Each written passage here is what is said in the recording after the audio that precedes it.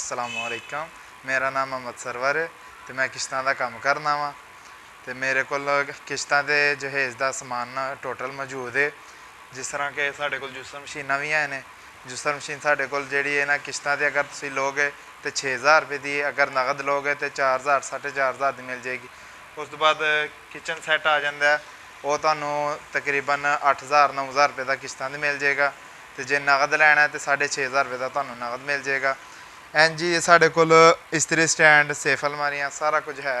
इस्त्री स्टैंड अगर तुहानूं चाहिदा तो इस्त्री स्टैंड तुहानूं 7000 का भी मिल जाएगा, 8000 का भी मिल जाएगा। इन्हां च वजन का फर्क हुंदा है, कई हुंदे ने 34 किलो के, कई हुंदे ने 40 किलो के, तो उहदे हिसाब नाल रेट है।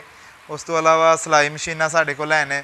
सिलाई मशीनां भी साढ़े कोल 10000 दी भी है, 11000 दी भी है, 12000 दी भी है।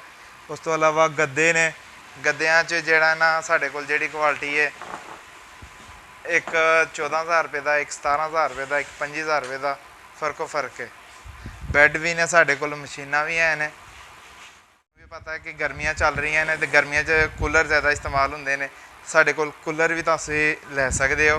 कूलर बैड साढ़े कोलों जेहड़ा अगर तुसीं अगर किश्तां ते खड़ोगे तो किश्तां ते साढ़े कोल 34000 का भी मिल जाएगा, तुहानूं 38000 रुपये का भी मिल जाएगा। उस तो अलावा कि अगर नगद लोगे तो 28000 रुपये का, तो 32000 रुपये का तुहानूं नगद भी मिल जाएगा।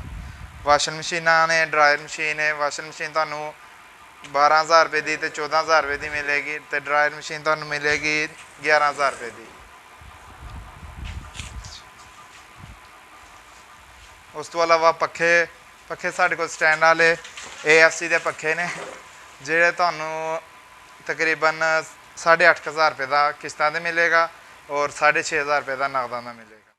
कूलर है, तुसीं वेख सकदे हो। कूलर साढ़े कोल 2-3 किस्म दे ने। कूलर तुहानूं एक 23000 रुपये का मिलेगा, एक 20000 रुपये का मिलेगा, ठीक है।